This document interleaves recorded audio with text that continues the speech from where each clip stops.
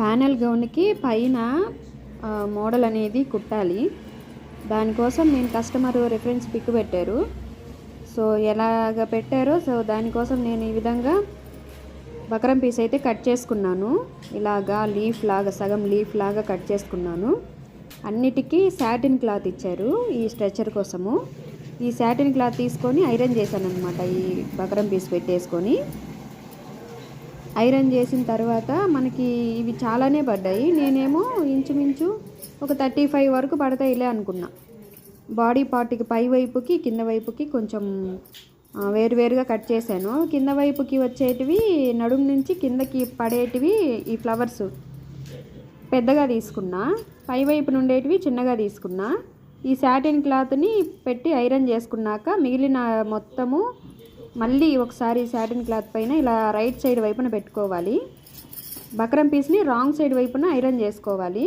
మళ్ళీ క్లాత్ పైన పెట్టేటప్పుడు రెండు రైట్ సైడ్ వైపు ఉండేలాగా చూసుకొని ఈ విధంగా చుట్టూ బకరం చుట్టూ కుట్టు అనేది వేసుకోవాలి, కింద వైపున తప్ప. ఎందుకంటే మళ్ళీ రివర్స్ చేయాలి కదా, రివర్స్ చేయకపోతే మనకి ఆ ఫ్లవర్ టైప్ అనేది రాదనమాట.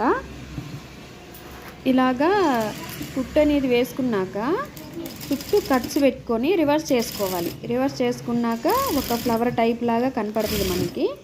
మధ్యలో ఫోల్డ్ పెట్టుకోవాలి. చిన్న చిన్న ఫ్రిల్స్ లాగా ఫోల్డ్ పెట్టుకుంటేనే మనకు ఒక లీఫ్ లాగా వస్తుంది అనమాట. అన్నీ కలిపితేనే ఫ్లవర్ అవుతుంది, బట్ అన్నీ కలపట్లేదు కాబట్టి లీఫ్ లాగా రావాలి. అక్కడ కూడా చిన్న చిన్న ఫ్రిల్ పెట్టి కుట్టు అనేది వేసుకోవాలి. ఇలాగా నేను ఈ స్ట్రెచర్కి కావాల్సిన మొత్తము కుట్టు అనేది వేసుకొని రివర్స్ చేశాను. నాకు ఇది ఒక ఫుల్ డే మొత్తం పట్టిందండి. ఎందుకంటే నేను అనుకున్నాను ఈజీగానే అయిపోతుందిలే తొందరగా అనుకున్నా, కానీ ఈ పనిలోకి దిగిన తర్వాత తెలిసింది అది అంత ఈజీ కాదు అని.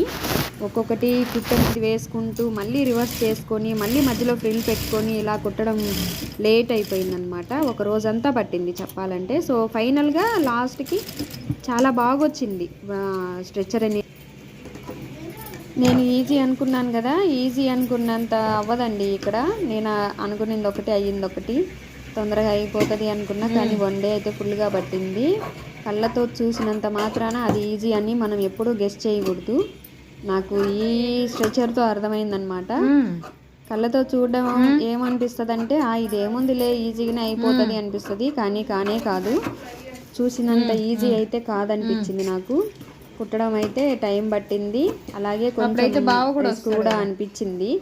రిస్క్ అంటే మరీ ఏం కాదులేండి, ఎందుకంటే ప్రతి ఒక్కటి కుట్టి రివర్స్ చేసి మళ్ళీ మధ్యలో ఫ్రిల్ పెట్టాలంటే కొంచెం అట్లా అనిపించింది నాకు. సో ఏమన్నా నాకు పని ఎక్కువ అలా అనిపించిందేమో.